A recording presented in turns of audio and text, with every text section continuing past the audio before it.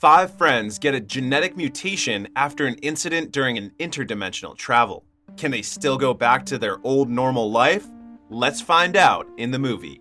In the year 2007, a young Reed Richards shares with his class during career day that he wants to be the first person in human history to teleport himself.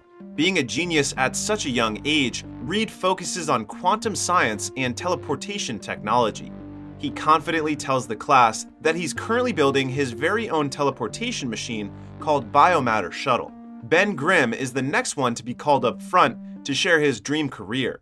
On his way up front, he sees Reed writing different equations in his notebook. Later that night, at the Grimm's salvage shop, Ben catches Reed trying to look for a power converter, saying that he needs it for the Biomatter Shuttle. He then offers to show the machine to Ben if he lets him have a power converter for free. Arriving at Reed's garage, which is his current workshop, Ben decides to assist him in finishing the machine. After setting up the finishing touches, Reed starts the machine and uses a mini car toy as a test subject. To Ben's surprise, Reed successfully teleports the mini car toy somewhere else, but his success also causes the power supply in the neighborhood to short circuit, leading to a blackout. Years later, at a science fair, Reed and Ben, who have become best friends, present their new version of the teleportation machine, now called Cymatic Matter Shuttle. According to Reed, this upgraded version of the Biomatter Shuttle can not only teleport things somewhere, but also bring them back. They show a live demonstration to the panel of judges using a model plane Reed borrows from a child. The first phase of teleporting the toy has no problem, but as they get it back, it causes a small power surge, breaking the glass of the basketball ring. Reed tries not to mind it, but the panels still disqualify them. Luckily for them, everything is not yet over for their project. Reed's and Ben's machine catches the attention of Dr. Franklin Storm, a scientist and the director of Baxter Foundation, a government-funded research institution, together with Franklin and his adopted daughter, Sue. After inspecting the machine, the scientist reveals to the two that they are also sending test subjects to other dimensions. Franklin explains that sending things to other dimensions is the easy part, yet they never manage to bring those things back. And this day, Reed just did what they couldn't. The scientist congrats him for cracking interdimensional travel. Reed cannot believe the other dimension thing because he thinks that they're just sending the test subjects somewhere on the planet. Just then, Sue shows him a test tube containing sand that is the same as the sand he found on the plane model earlier. She states that they already analyzed the sand repeatedly, but nothing on Earth matches these particles. At this moment, Franklin offers Reed a full scholarship at the Baxter Foundation. The next day, Ben helps Reed move into the foundation and gives Reed his utility Swiss knife as a present. He seems kind of frustrated that only Reed gets a scholarship, yet still feels proud of his best friend. After a while, Reed comes across Sue at the library. He tries to start a conversation with her, showing her his favorite book, Captain Nemo, but it doesn't go very well. Sue presumes that she thinks Reed builds his creation for fame, to which he denies and argues that what he wants is to make a difference. Sue then calls him Captain Nemo, encouraging him to go for it, and leaves. Franklin is having a meeting with the board about the expedition to a supposed new world. He explains that if they access this new world, they can use its resources and maybe even find a way to save their own planet. But upon scanning the documents, Dr. Harvey Allen, a government scientist, sees the name of the man named Victor Von Doom and questions it. As it turns out, this Victor once burned all of Franklin's data servers before leaving him. But he's still willing to give the man a second chance because Victor has a lot of potential. Promising that he will personally supervise Victor, Franklin assures the board that they will reach the new world. After the meeting, he goes to Victor and tries to recruit him to the research team.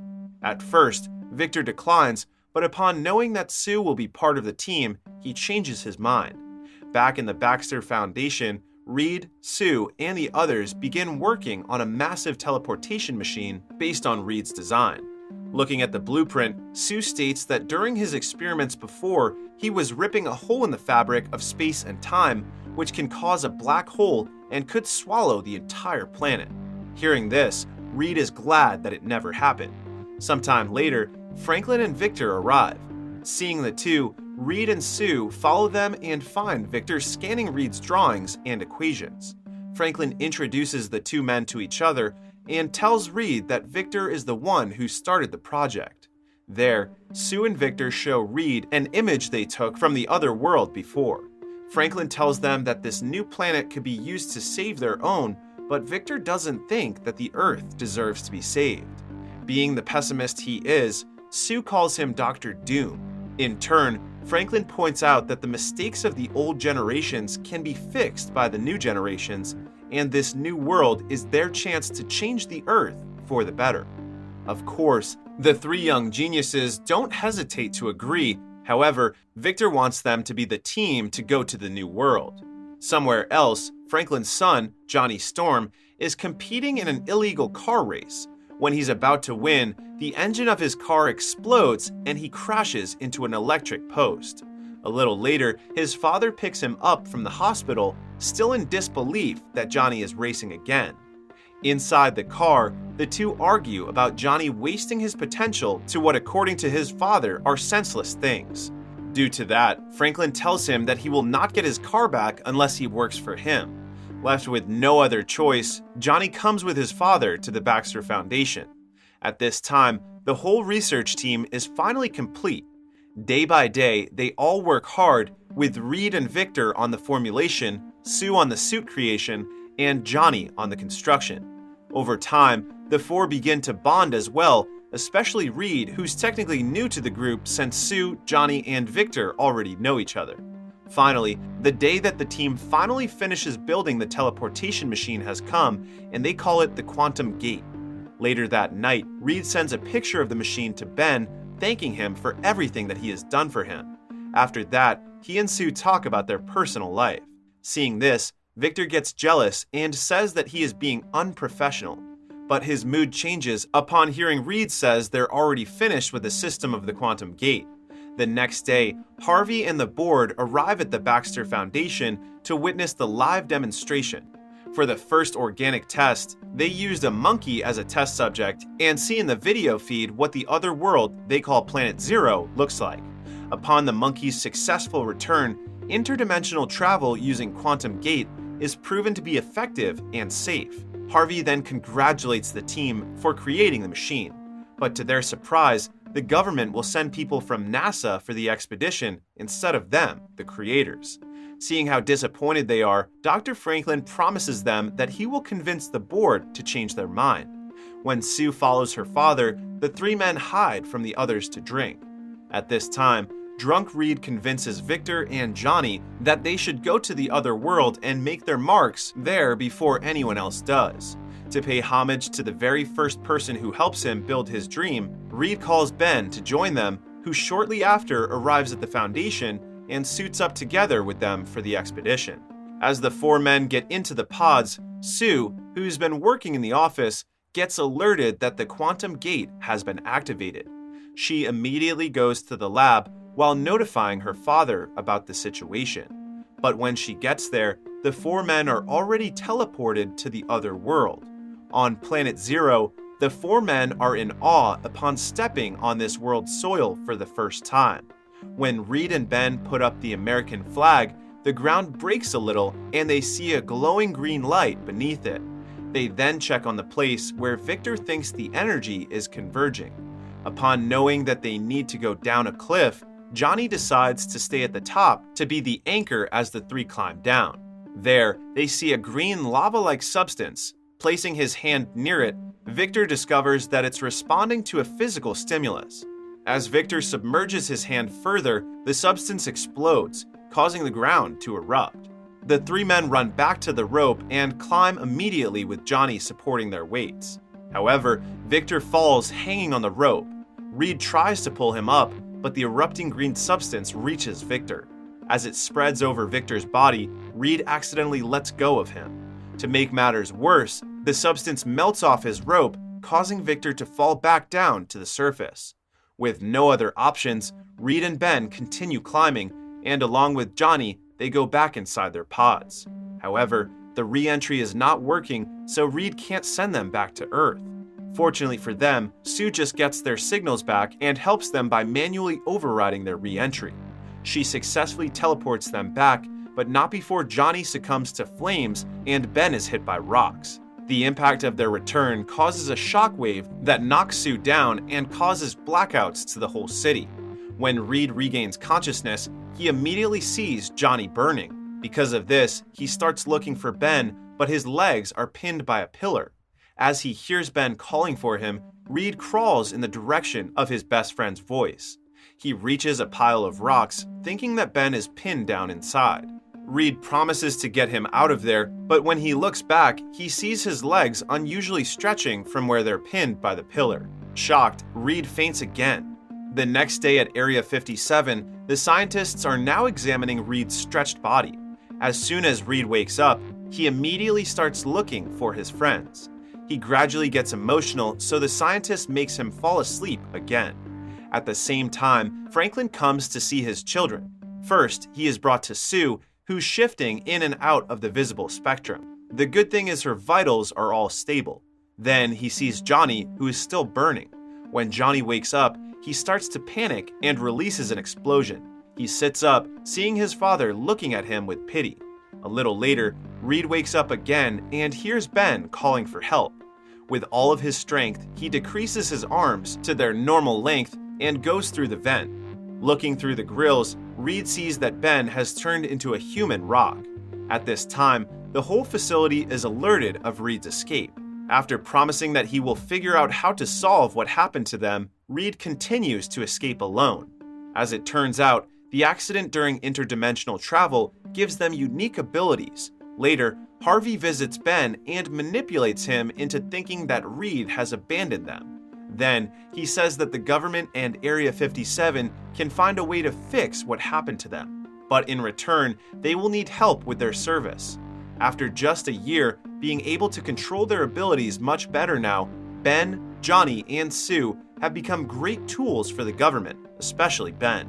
Harvey discusses this with the Pentagon and proposes another quantum gate project aiming to turn the United States military into the likes of Ben, Johnny, and Sue. At Area 57, Johnny and Sue argue about what they should do with their newfound abilities. Johnny wants to use his powers for something useful, like partaking in different missions, like Ben. But Sue believes that they should just stay put and wait before they get fixed, pointing out that she doesn't want to be treated as a tool. Meanwhile, Harvey arrives with his friends from the Pentagon and shows them the quantum gate. There, he introduces them to Franklin, who's now personally overseeing the procedure every day. Seeing the machine in person, the generals finally agree to give their support to the project in exchange for utilizing Ben and Johnny more on the field. Hearing this, Franklin doesn't like the idea of the government using any of his children as mere tools. Due to this, he talks to Sue and tells her that they need to find Reed as soon as possible because he's the only one who knows how to make the quantum gate work. The sooner they activate it, the sooner they might find a cure for the four of them, and their lives will finally go back to normal. Convinced, Sue begins tracking Reed's digital imprints to find a pattern. She discovers that he has been collecting scrap metals and always keeping himself updated about Ben. After putting up music, she patiently waits for Reed's next move. The scene then changes to him buying another metal scrap.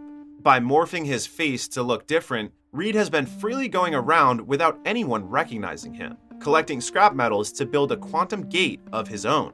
But as soon as he uses a computer, Sue manages to track him because he's using the codename Captain Nemo. After that, Area 57 sends a team to capture Reed right away. When he gets alerted of the incoming intruder, Reed quickly runs to the woods. He gets cornered immediately, but the soldiers do not realize that Reed knows how to utilize his ability to fight, making them struggle to catch him. However, to Reed's surprise, they then deploy Ben to catch him. He tries to explain himself to his friend, but Ben refuses to listen and gives him a headbutt. On the plane back, Reed apologizes for leaving Ben and the others. Reed promises that he will fix everything, but as it turns out, Ben knows that Harvey doesn't want to fix them. The government likes them better when they have their abilities because Ben and the others will be more useful as a weapon.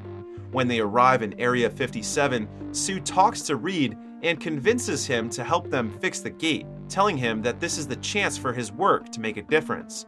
He finally agrees to help and makes the Quantum Gate 2 work almost immediately.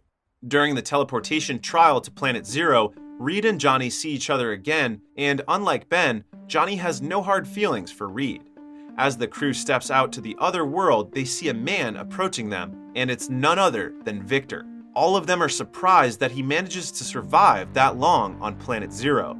The crew attends to Victor, and Harvey orders them to come back to Earth right away. As Victor is examined, they discover that his suit is already fused with his body.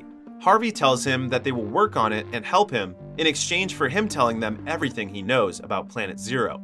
According to Victor, the place keeps him alive and gives him immense power. Just then, he telepathically kills everyone in the room. Afterward, Victor goes out and kills everyone in his path. As the alarm goes off, Ben sees Reed and asks if he's trying to run away again, to which Reed says no.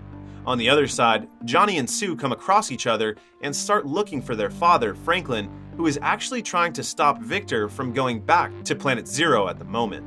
But Victor has no plans on staying. Just then, Johnny and Sue arrive and witness how he kills their father. Reed then arrives at the scene along with Ben, trying to talk to Victor, who just simply telepathically shoves him away. In his dying words, Dr. Franklin reminds his children to look after each other. As soon as Victor arrives at Planet Zero, he starts overloading the Quantum Gate to create a vortex that will pull everything from Earth to the other world. Angry about his father's death, Johnny flies to the portal to Planet Zero, and Sue creates a force field around her, Reed, and Ben so they can catch up. Seeing how the vortex works, Reed deduces that the matter from Earth is being converted into energy. The only way to shut it down is to stop the source itself, which is Victor. Johnny and Ben attack separately, but Victor doesn't even break a sweat in taking them down. He covered Johnny with smaller rocks and mud to kill off his fire while attacking bigger rocks to Ben, making it hard for him to move. Meanwhile, Sue creates a massive force field that prevents the debris from Earth from falling into the Quantum Gate. Seeing this, Victor also sands and smaller rocks to detect where Sue is hiding. As the particles engulf the force field around her, the weight causes her to fall. Reed attempts to talk Victor out of it again, but he's not listening and tells Reed to call him Doom, spreading the green substance to Reed's body and making it loose like old rubber. Sue then tries to attack Doom directly, but he just pins her down using his ability. Seeing his friends suffering and dying, Reed musters up his strength and regains control of his body. He attacks Doom and throws him off a cliff. When Doom rises from the cliff, Ben throws him a huge rock as a distraction. Then, Sue traps him inside a force field where he succumbs to Johnny's flames. Just as Doom gets out of Sue's force field, Reed engages in hand-to-hand combat with him. And to Doom's surprise, this is just another diversion as Ben, with the help of Sue, comes out of invisibility and punches Doom to the Quantum Gate. And for the last part of their attack, Johnny breaks all the pillars, causing Doom to be turned into energy. Seeing that their plan worked, the four of them immediately go back to Earth before the portal closes. After the incident, they receive gratitude from the Pentagon for saving the world, who also wants to keep their existing relationship, but the four want to go independent from here on. Asking for a large space to work on, they develop a new Baxter building. Just then, Reed thinks that the four of them should have a superhero team name. The movie ends with them coming up with the name Fantastic Four. Fantastic Four 2015 received a lot of negative reviews from critics and fans when it was released, and it is very understandable where these criticisms are coming from. It's only a shame that this movie sets up a good character build-up for Reed Richards, Sue and Johnny Storm, Ben Grimm, and Victor Doom, but not for Mr. Fantastic, Invisible Girl, Human Torch, The Thing, and Dr. Doom. As normal people, they have a good character arc, but when they get their powers, everything collapses. Also, the overall execution of the plot is mediocre and some lines are cheesy. This can still be an enjoyable movie. However, you will just have to lower your expectations.